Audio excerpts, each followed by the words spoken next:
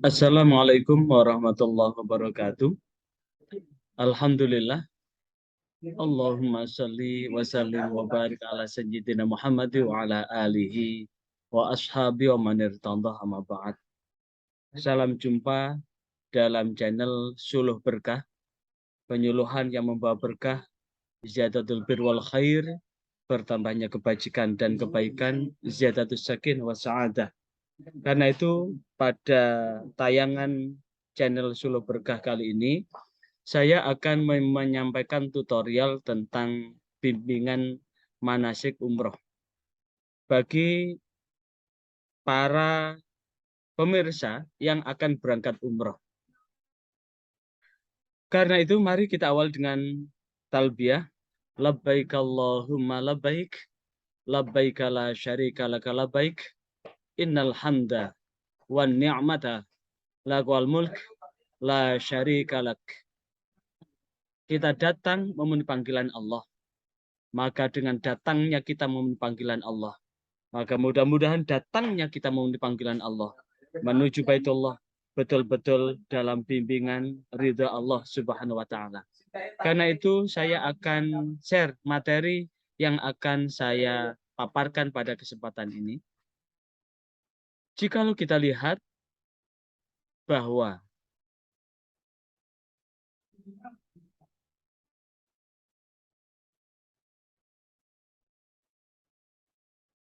umroh, kalau kita lihat bagaimana hikmah di balik syariat haji maupun umroh, Allah menegaskan di dalam Al-Quran surah Al-Hajj ayat 27, wa'adzim fin nasi bil hajj, dan serukanlah kepada manusia untuk berhaji. Ayat ini yang sebelumnya didahului dengan ayat 26 yang Allah memerintahkan kepada Nabi Ibrahim untuk membangun Ka'bah Baitullah yang digunakan untuk tawaf, untuk sholat, untuk rukuk, dan untuk sujud. Setelah Baitullah selesai dibangun, maka Allah memerintahkan dengan perintah wa'adzim fin nasi bil hajj, dan serukanlah kepada manusia untuk berhaji.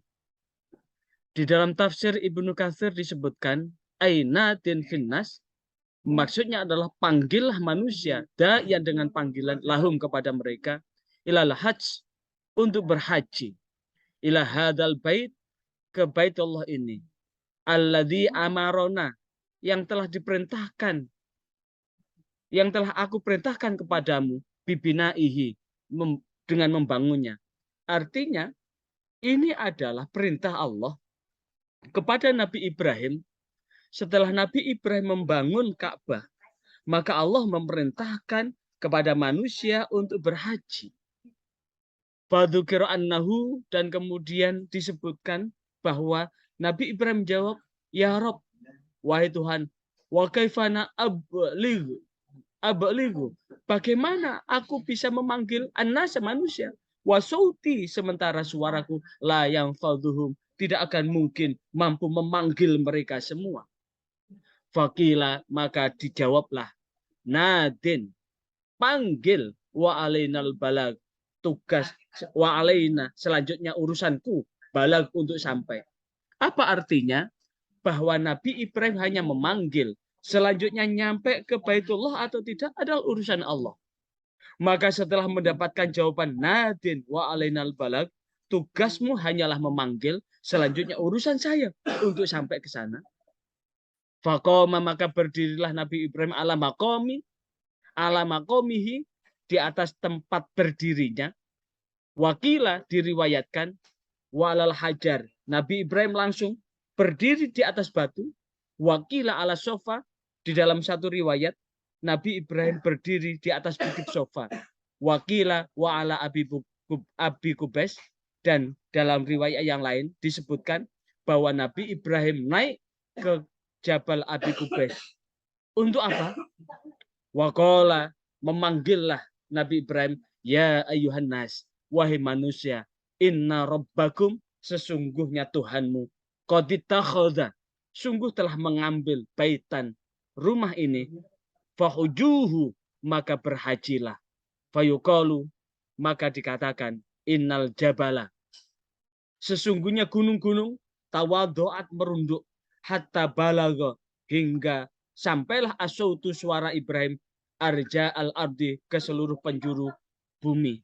Wa asma'a, dan mendengarlah man, orang fil arham, yang berada di dalam rahim.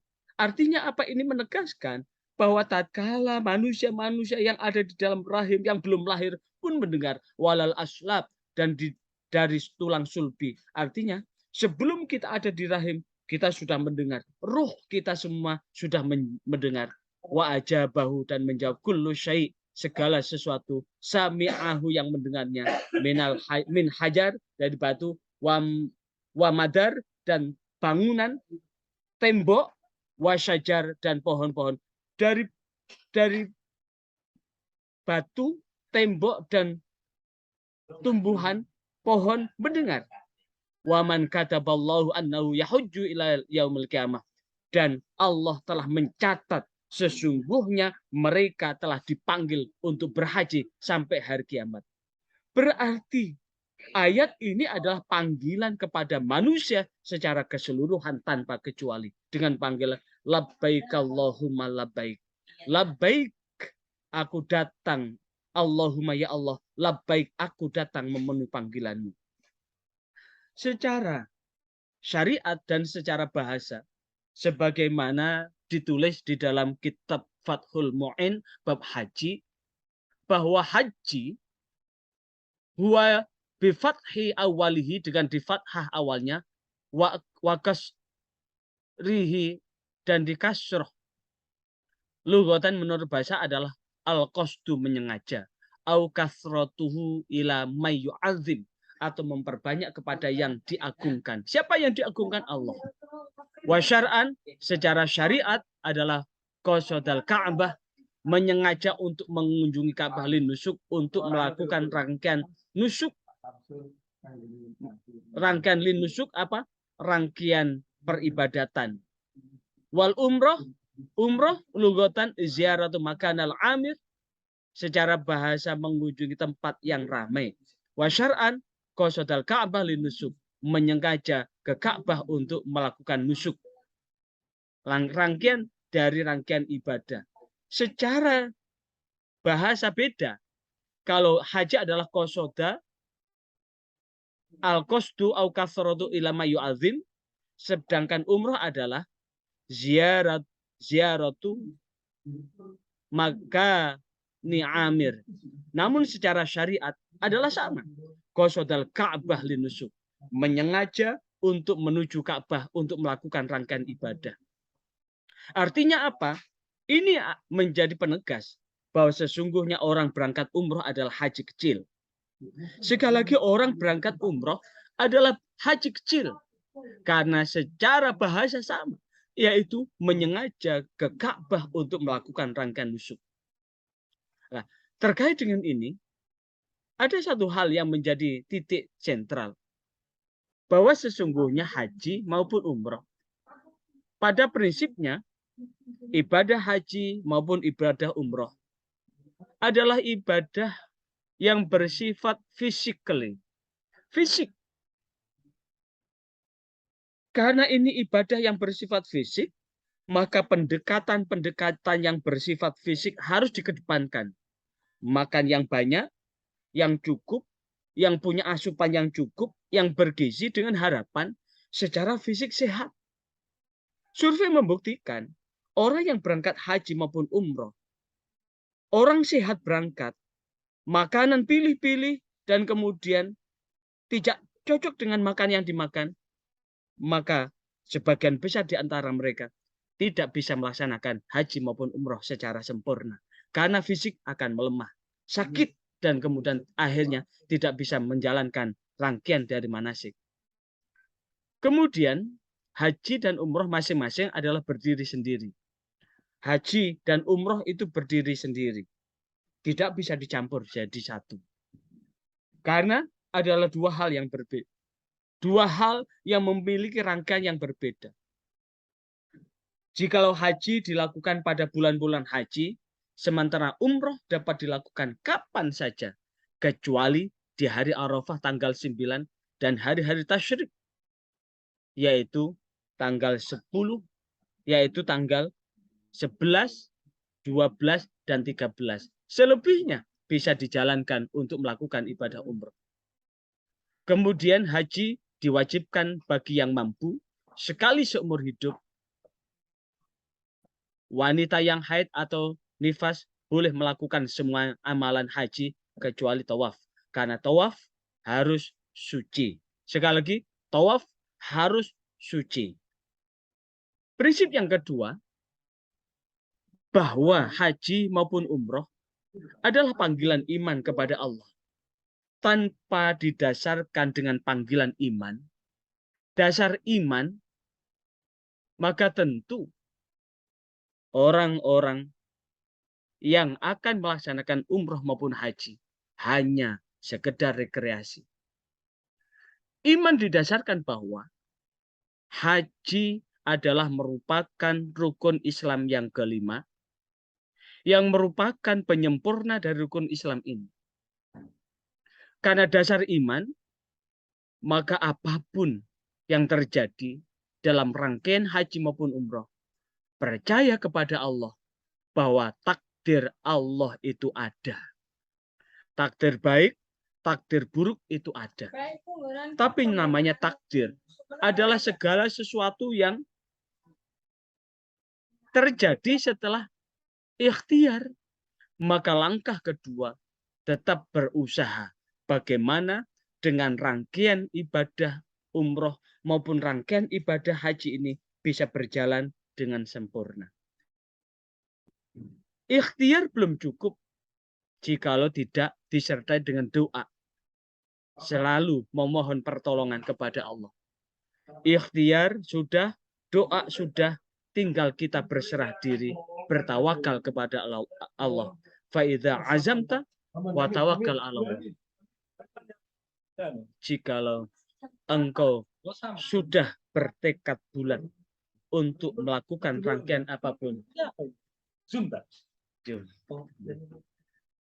rangkaian apapun untuk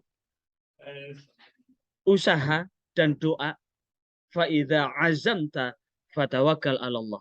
Jika engkau sudah berketetapan tentang sesuatu kebaikan, fatawakkal 'ala Allah, maka berserahlah kepada Allah. Bertawakallah kepada Allah. Apa tawakal? Tawakkala ya tawakkula. Ya tawakkalu tawakkulan. Menyerahkan keseluruhan hasil kepada Allah. Kalau kita sudah menyerahkan semua hasil kepada Allah, bila sukses selalu bersyukur, dan bila gagal selalu bersabar. Jangan seperti penonton sepak bola. Penonton sepak bola ketika timnya menang akan bersukaria, jika gagal ngamuk. Ingat peristiwa di Kanjuruhan Malang itu, berapa yang meninggal karena apa? Tidak sabar ketika timnya kalah. Akhirnya apa? Ngamuk. Sehingga berapa ratus orang meninggal sia-sia di lapangan itu. Artinya apa? Segala sesuatu jika didasarkan pada iman, bila gagal, sabar. Maka wujud sabar adalah qanaah. Apa itu qanaah? Nerimo ing pandum hati legowo. Sehingga hasilnya puas. Karena orang qanaah selalu puas. Menerima takdir-takdir Allah. Maka hasilnya akan bahagia. Maka itu kunci ikhlas, kunci sukses adalah ikhlas dan sabar. Ikhlas dalam berbuat dan sabar ketika menghadapi ujian dan cobaan apapun bentuknya. Karena itulah, apa yang dapat kita ambil dari rangkaian umroh maupun haji? Kalau haji rukunnya adalah dimulai dari niat ihram haji, dilanjutkan wukuf, tawaf, sa'i, syukur, tertib. Namun rukun haji disempurnakan dengan wajib haji, yaitu niat ihramnya di mikot. Yang kedua, meninggalkan larangan dalam ihram. Mabit di Musdalifah, melontar jumroh kubro, mabit di Mina, melontar jumroh dari 3 jamarot pada hari tasyrik. Sementara umroh adalah niat ihram umroh. Di niat ihram umroh, tawaf, sa'i, cukur, tertib. Wajibnya adalah berniat ihram di mikot. Mikotnya di mana? Bisa di Bir Ali, jikalau dari Medina. Bisa di Jeddah, jikalau naik pesawat langsung ke Mekah. Bisa di Ji'rona, bisa di Tan'im, bisa di Yulamlam, bisa di Kornul Manazil. Prinsip dasar ketika ihram adalah menanggalkan seluruh pakaian yang ada di dalam diri kita, ditanggalkan seluruhnya. Orang berihram akan gagal jika belum mampu menanggalkan seluruhnya. Karena secara syariat, seluruh pakaian yang berjahit ditanggalkan semua. Dan kemudian bagi laki-laki hanya tinggal 2 lembar kain, 1 lembar yang menutup dari pusar sampai lutut, dan 1 kain ditaruh di atas dengan menggunakannya sesuai dengan kebutuhannya. Saat sholat maka ditakupkan kedua pundak, tapi saat ketika tawaf maka dibuka pundak yang kanan dan yang pundak kiri ketika berhadapan dengan Baitullah ditutup. Namun pundak yang kanan dibuka sehingga pakaiannya bisa menyelempang dari pundak kiri ke pundak ke ketiak kanan. Dan setelah tawaf selesai, maka kemudian kain ihramnya ditakupkan di kedua pundaknya. Setelah itu, sholat sunnah.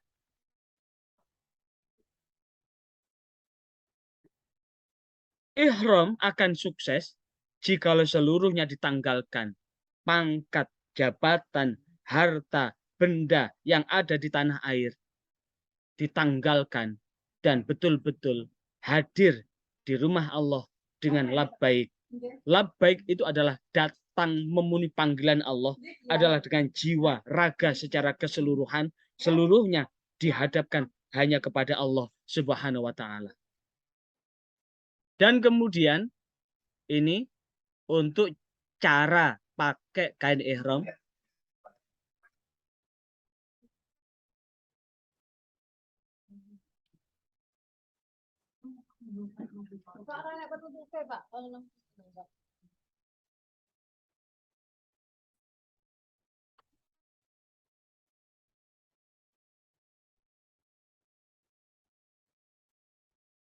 Itu cara pakai kain ihram.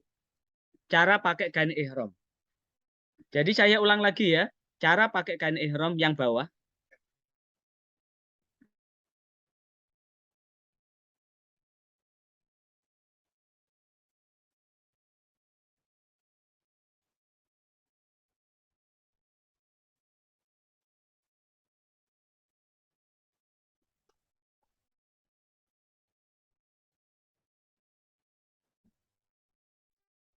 Saya ulang sekali lagi supaya lebih paham.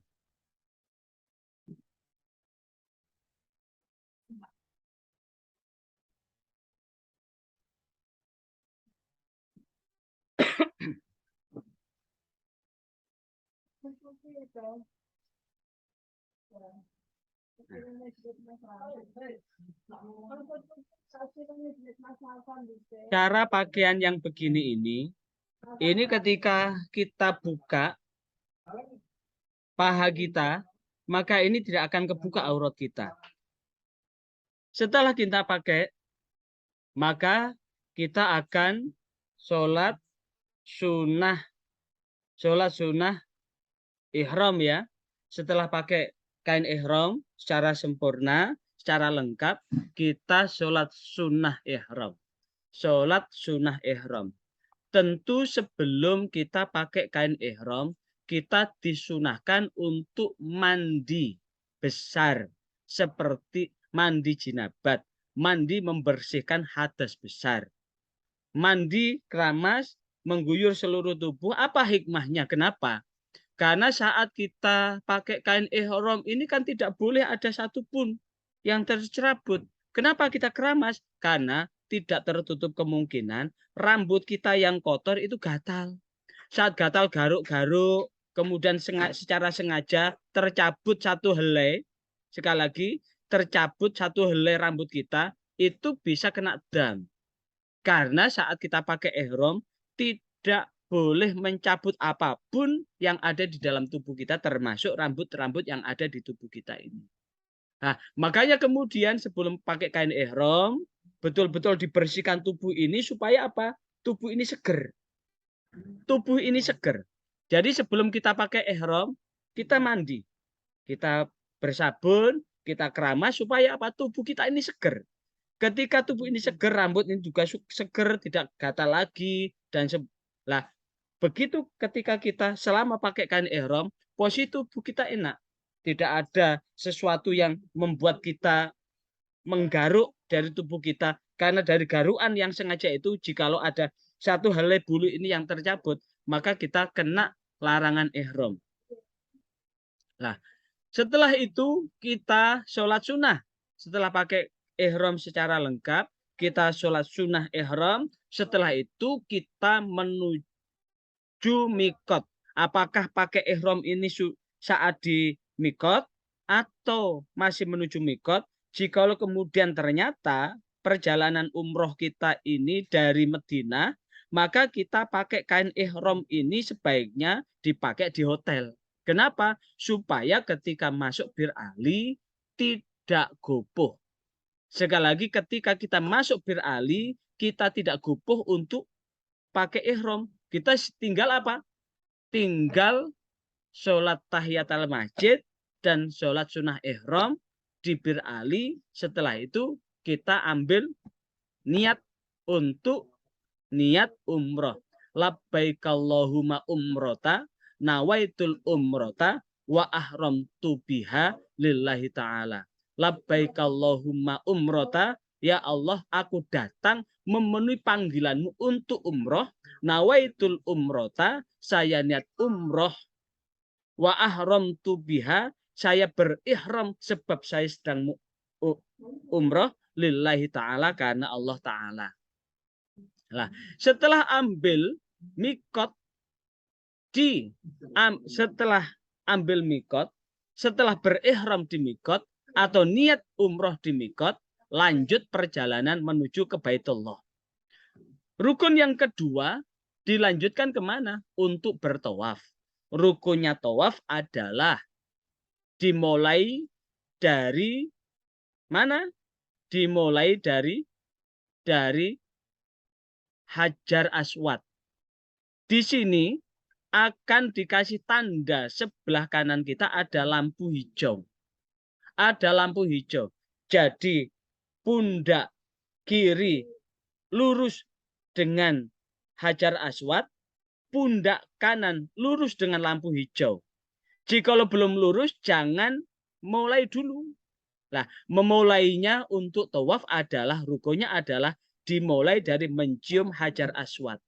Namun karena banyaknya orang, maka mencium Hajar Aswad cukup kita lambaikan tangan, telapak tangan ke arah Hajar Aswad, kemudian membaca Bismillahirrahmanirrahim, setelah itu dikecup. Saya ulang lagi, ketika kita tawaf, rukunnya adalah dimulai dari Hajar Aswad, dimulai dari pundak kiri lurus dengan Hajar Aswad, pundak kanan lurus dengan lampu hijau yang sudah ditandai di Masjidil Haram. Setelah itu acungkan, lambaikan tangan, telapak tangan ke arah Hajar Aswad dengan membaca Bismillahi Allahu Akbar, Bismillahi Allahu Akbar. Setelah itu dikecup. Kemudian berputar mengelilingi dari sisi timur Ka'bah, sisi utara Ka'bah, yaitu ada lengkungan itu. Lengkungan itu adalah bangunan Hijr Ismail, sisi barat Ka'bah, kemudian ketemu sisi sudut barat daya, yaitu Rukun Yamani, kemudian melangkah ke sisi selatan Ka'bah, kembali ke Hajar Aswad lagi. Kalau sudah sampai ke Hajar Aswad lagi, berarti kita sudah dapat satu putaran. Mulai lagi, lambaikan tangan, Bismillahirrahmanirrahim, kecup. Berputar dari sisi timur, utara, barat, selatan Ka'bah, sampai ke Hajar Aswad. Dan diulang sampai 7 kali putaran. Sekali lagi, diulang sampai 7 kali putaran. Setelah itu, kita ambil posisi lurus dengan multazam. Lurus multazam. Apa multazam itu? Area antara Hajar Aswad dan pintu Ka'bah. Jikalau kita tidak persis lurus di multazam atau area antara Hajar Aswad dan Ka'bah, cukup perkirakan aja. Setelah itu disunahkan berdoa di depan multazam atau area antara Hajar Aswad dan pintu Ka'bah. Setelah itu disunahkan sholat sunnah di belakang makom Ibrahim. Setelah itu niat, disunahkan untuk berdoa. Setelah berdoa disunahkan ambil air zam-zam, kemudian disunahkan untuk minum air zam-zam sambil berdiri menghadap ke Baitullah dengan membaca Allahumma inni as'aluka ilman nafi'a wa rizqan wasi'a wa syifaan min kulli da'in wa saqamin birahmatika ya arhamar rahimin. Setelah itu lanjut ke Bukit Sofa. Lanjut ke Bukit Sofa. Setelah lanjut ke Bukit Sofa, disunahkan berdoa dulu dengan menghadap ke Ka'bah. Setelah berdoa, baru dilanjutkan untuk berjalan dari Sofa Marwa, Marwa Sofa, Sofa Marwa. Dari Sofa Marwa dihitung 1, Marwa ke Sofa 2, kemudian Sofa ke Marwa 3, Marwa ke Sofa 4, kemudian Sofa ke Marwa 5, Marwa Sofa 6, dan berakhir dari Sofa ke Marwa ke-7. Dimulai dari Bukit Sofa dan berakhir di Bukit Marwa. Sa'i secara bahasa adalah upaya, usaha, ikhtiar, pencarian, kerja keras, dan pengejaran sesuatu. Maka sesungguhnya dari sekian rangkaian rukun haji maupun umroh, sa'i ini tergolong cukup berat karena perjalanannya begitu panjang, jauh. Lebih dari 500 meter itu antara Sofa Marwah. Hampir 1 kilo itu. Maka apakah itu di lantai dasar, lantai 1, lantai 2, atau di atas, sama beratnya. Kaki terasa panas. Jikalau tidak disertai dengan niat kerja keras, maka sungguh berat untuk berlari atau berjalan di Sofa Marwah, Marwah ke Sofa ini. Karena itulah bagian dari kerja keras adalah berusaha untuk menuntaskan sampai 7 kali jalan dari Sofa Marwah, Marwah Sofa. Dan setelah itu ditutup dengan tahallul. Tahallul itu dari kata tahallala, ya tahallalu, tahallulan. Secara bahasa berarti bebas, menggantung atau menjadi lepas. Makna tahallul ini adalah melepaskan diri atau keluar dari keadaan ihram seluruhnya atau sebagiannya yang ditandai dengan mencukur atau menggunting beberapa helai rambut. Minimal 3 helai. Sebetulnya ketika kita menggunting 1 kali guntingan itu sudah lebih dari 3 helai. Tapi kadang-kadang ketika kita lihat di Bukit Marwah itu sampai 3 kali guntingan. Sebetulnya 1 guntingan itu sudah lebih dari 3 helai. 1 jumput begitu itu sudah 10 helai lebih itu. Jadi untuk mencukur itu minimal 3 helai. Itu kalau di perjalanan umroh cukup dengan ketika tahallul itu. Tapi untuk haji ada namanya tahallul awal, ada tahallul tsani, ada tahallul tsalits. Tahallul awal itu adalah tatkala habis lontar jumroh kubro di tanggal 10 itu kemudian tahallul dengan menggunting rambut. Apa maknanya? Ketika menggunting rambut itu berarti sudah dihalalkan melepas kain ihram dan berganti dengan baju biasa yang berjahit dan sebagainya. Sudah boleh untuk apa? Sudah boleh untuk berganti dengan baju biasa dan mandi. Cuma sebelum tahallul tsani belum boleh jikalau yang berangkat suami istri itu berkumpul dengan suaminya atau dengan istrinya, nunggu selesai tahallul tsani. Makanya tidak sedikit dari jamaah haji ketika berangkat haji habis tahallul tsani, habis tahallul awal langsung lanjut dengan apa? Tawaf dan sa'i. Tawaf, ifadah, kemudian dilanjutkan sa'i, setelah itu tahallul tsani. Karena tahallul tsani itu adalah tahallul yang dilakukan setelah selesai tawaf, ifadah, dan sa'i. Sa'i yang setelah selesai tawaf. Satu-satunya posisi sa'i atau tawaf yang pakai baju biasa, yaitu salah satunya ya tawaf ifadah sama sa'inya setelah tawaf ifadah itu. Nah, itu setelah tahallul tsani baru boleh tahallul tsalits, yaitu mengumpuli suaminya atau istrinya. Nah, inilah yang kemudian makna tahallul adalah secara bahasa adalah membebaskan diri dari ikatan ihram. Dan yang terakhir adalah tertib. Baik haji maupun umroh tertib. Tertib dari apa? Bermikot, dari berihram dulu dari mikot, kemudian tawaf, sa'i, dan baru tahallul. Itu namanya tertib. Demikian, mudah-mudahan ada guna dan manfaatnya dari tutorial, dari rangkaian umroh maupun sedikit menyinggung tentang haji. Mudah-mudahan ada manfaat. Labbaik Allahumma labbaik, labbaik la syarika laka labbaik, innal hamda wan ni'mata lakal mulk la syarika lak walhamdulillahi rabbil alamin. Wassalamualaikum warahmatullahi wabarakatuh.